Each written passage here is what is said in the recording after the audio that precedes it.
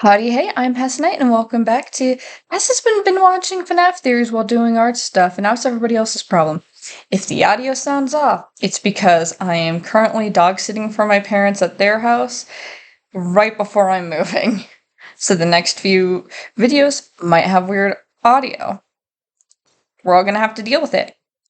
First off, thank you to everyone who watched my first FNAF theory. While my entire channel won't become just that, I may make these from time to time.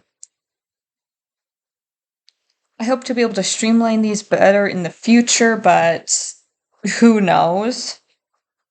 Second, again, I have not played the games. I watched videos of people playing the games, nor read the books. Any information I get is from FNAF channels such as Game Theorist or the FNAF Reddit.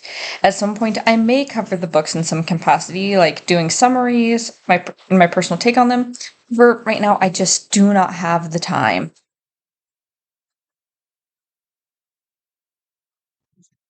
Last time we discussed Crying Child's name, and by discuss I mean I talked at you for like 10 minutes about how it didn't make sense for the faded text to answer in a word search in the word changing spirit to answer in the faded text of the Foxy Crypt, which led me to believe that Cassidy was Crying Child's name and Evan or Ava is the one you should not have killed's name. This is kind of a part 2 because I didn't have this ready at the time and I didn't want to have to draw all those assets for that long. Anyways, so last week, Crying Child's name was Cassidy. This week is Crying Child could be a girl. So Cassidy is a gender-neutral name, meaning it can be used for both boys and girls.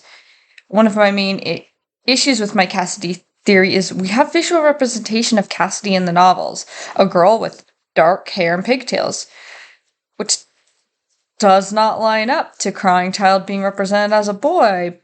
But what if Crying Child was a girl? A small crybaby with dark brown hair, almost black, pigtails, and dark eyes. I mean, Scott and the Eyes was known for keeping genders consistent, and Crying Child hasn't been referenced since the early days.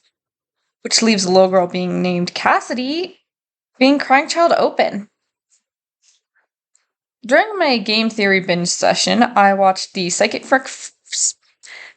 Friend Fred and Bear is a Lonely Freddy episode and realized Matt had assumed Alan was the parallel to Crying Child at the time because he believed Crying Child was Michael.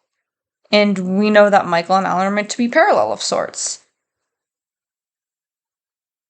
Both, like Foxy, both are trying to mess with their younger sibling somehow. And yes, Hazel resembles Elizabeth Apton, but it's also her birthday.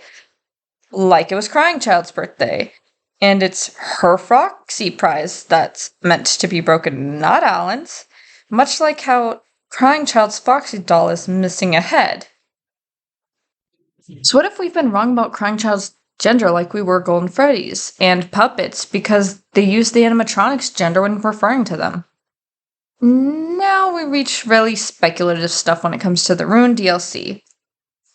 We always thought Gregory was meant to parallel Crying Child, and we've been assuming Cassidy is meant to be paralleling Charlie, or the one you should not have killed who we thought was Cassidy. And in Security Breach, maybe Gregory, Vanessa, and Freddy were meant to parallel the Apton kids, but in Ruin... Just hear me out. What if Gregory is paralleling Michael? I mean, both are messing with animatronics and largely make it out of their struggles with William Afton / the Mimic. That would mean Golden Freddy couldn't be a Michael parallel, but he could easily be paralleling Charlie or Henry, both forces who were originally manipulated by Afton but fought back in their own ways. Then Cassie would be paralleling Crying Child, who I believe's name is Cassidy, a lonely child crying at their birthday. They both have a damaged canine adjacent character they seem attached to, Broken Roxy and the headless Foxy plush, and then are seemingly tricked by Michael or Gregory to their death, or at least something that should have killed them. It's implied Cassie survives, and obviously, Crying Child possesses Golden Freddy. We also have parallels in the movie with Michael being a security guard. However, Abby, who we assumed is an Elizabeth parallel, has dark hair, not blonde. So what if Abby is meant to be Cassidy, a female Crying Child who both likes and fears the animatronics?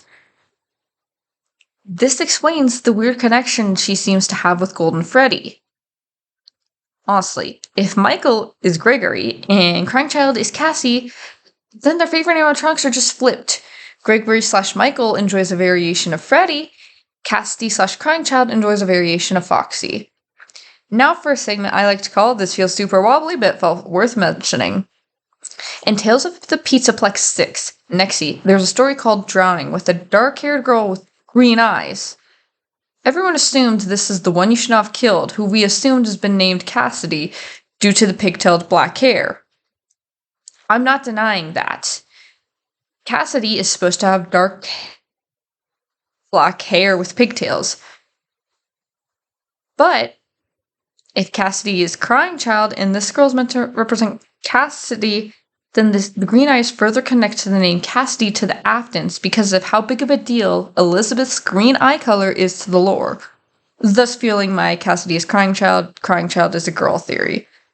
Do I think this theory is 100% correct? It's a strong headcanon at this point, and I feel that evidence is fairly compelling.